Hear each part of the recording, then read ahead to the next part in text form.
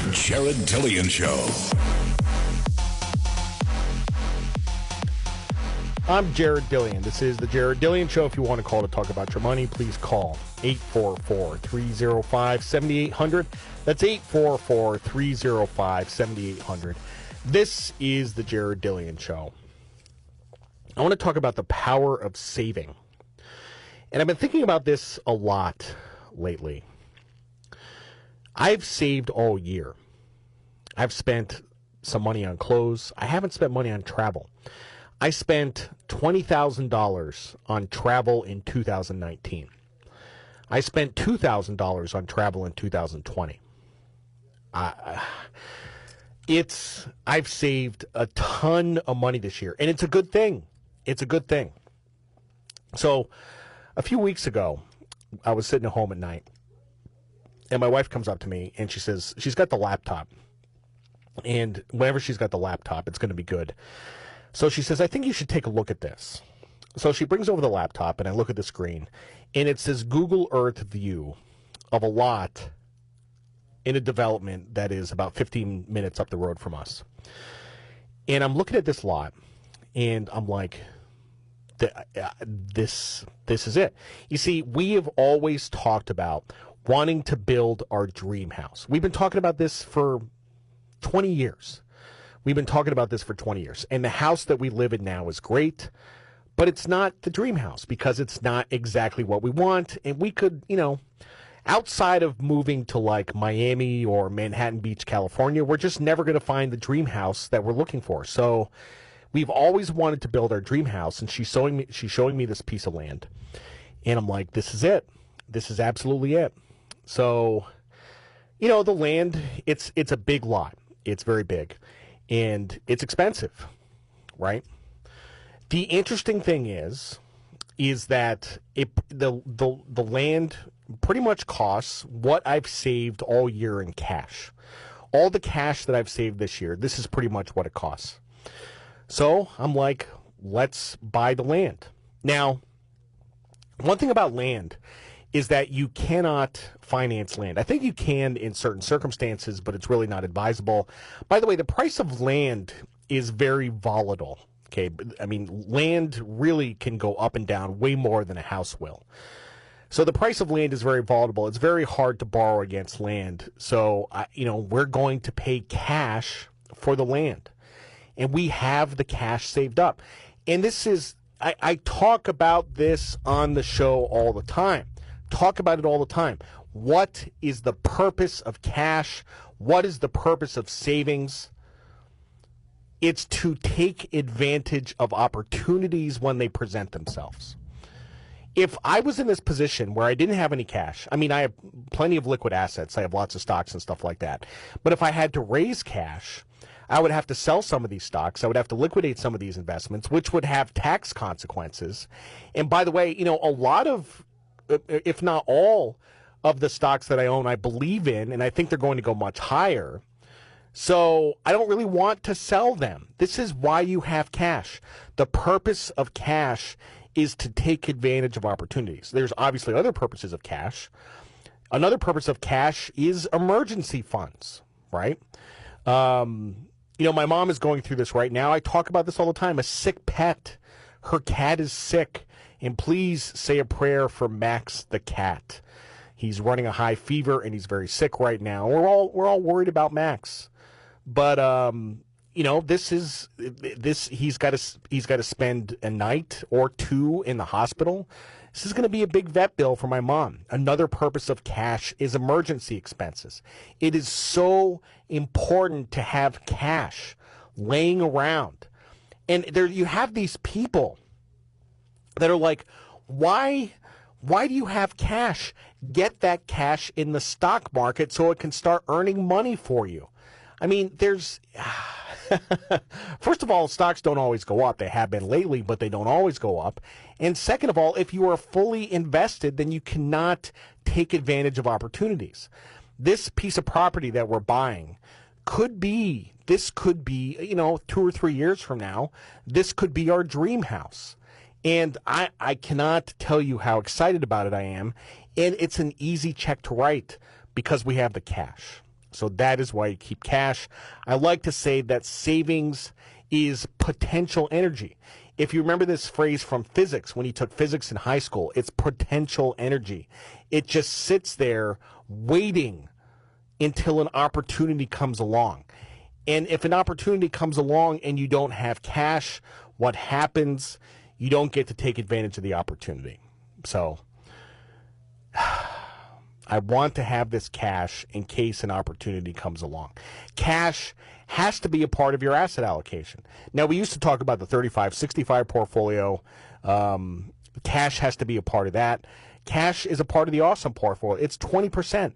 I think that everybody should have 20% of their net worth in cash. 20%, which, some people would say is really high. Get that in the stock market so it can start earning money for you. I totally disagree with that. Opportunities will come. And a real opportunity, which happens from time to time, is that the stock market drops. I mean, this happened back in March. If you had cash, you could have deployed some of that cash, and you would be up like 50% by now. If you had cash sitting around, just in case the stock market drops like 25 or 30%. Your brother-in-law has a business idea. 9 out of 10 times, this turns out to be a terrible idea, but every once in a while, it's a great idea. Use some of that cash. How are you going to start your own business if you don't have cash? Use the cash. Don't go into debt. Lots of people have 100% stocks and no cash, not even for emergency expenses. Emergency expenses. You should have a minimum of $10,000 or 6 months of expenses, whichever is greater, than cash on top of that. And people say the cash isn't working for you. That's nonsense. People are such bad investors that if they deployed it in the stock market, they would be just as likely to lose that money. I cannot emphasize enough how important it is to have cash when opportunities come along. The first time this really happened to me was back in 2014. Someone came to me with a hedge fund that I could invest in. They came to me with a hedge fund that I could invest in. And it actually turned out to be not such a great investment. I made a little bit of money off of it, but I had cash laying around and I was able to take advantage of it. The house that we're living in, the same thing. If you want to buy a house, if you don't have cash, getting a house turns into a giant production. And it gets really complicated. If you have cash for a down payment, it's very easy. Or here's a situation, and people run into this all the time. They're in one house, and they have to move to another house. And inevitably what happens is they don't have the cash, and they need to get the cash out of the first house, so then things get complicated. You have contingent sales and bridge loans and stuff like that. If you just have the cash, it's super easy. You own 2 houses for 6 months. You have 2 payments. You sell the old house, and then everything's fine. Then you take that equity and you put it towards your new house. For half of people, maybe 30%, for 30% of people, if you just had cash in a bank account and nothing else, you would be better off.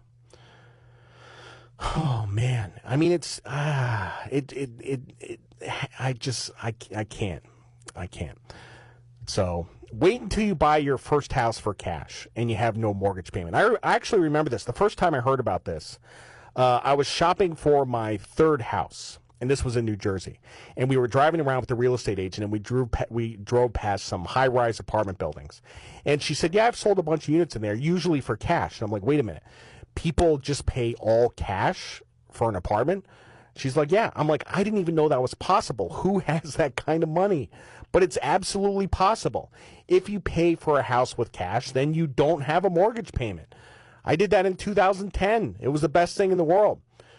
Wait until you pay off your mortgage and you sell the house. This is the key thing.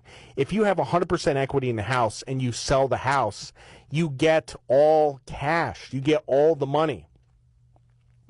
It is a lot easier living in a world without debt. I'm not the only person that says that.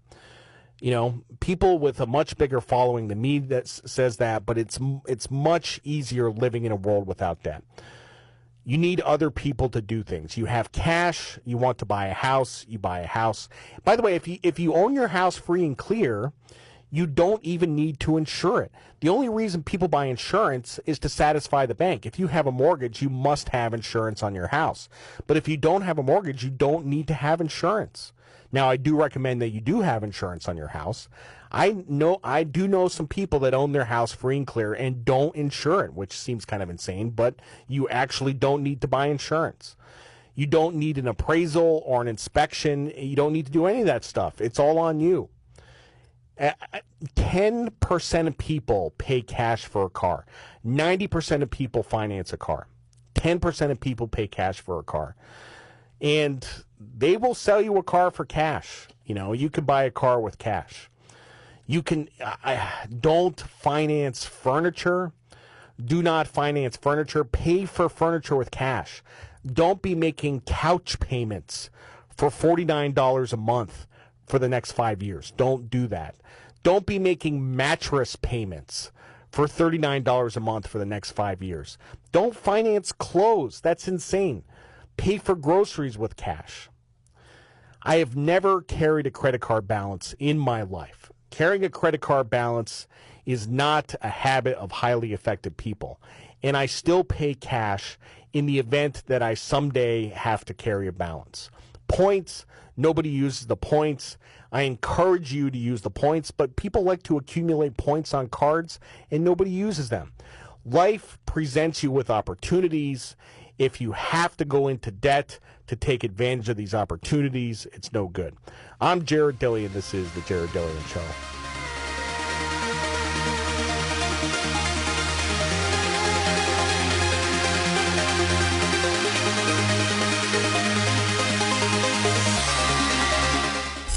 The Jared Dillian Show.